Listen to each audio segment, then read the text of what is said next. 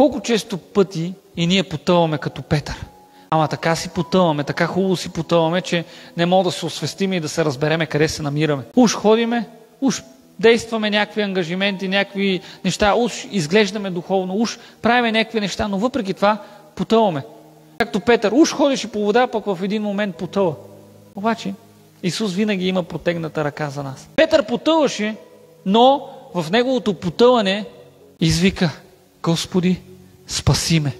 Спаси ме, Господи! В неговата буря, в живота му, той разпознава и казва: Господи, избави ме!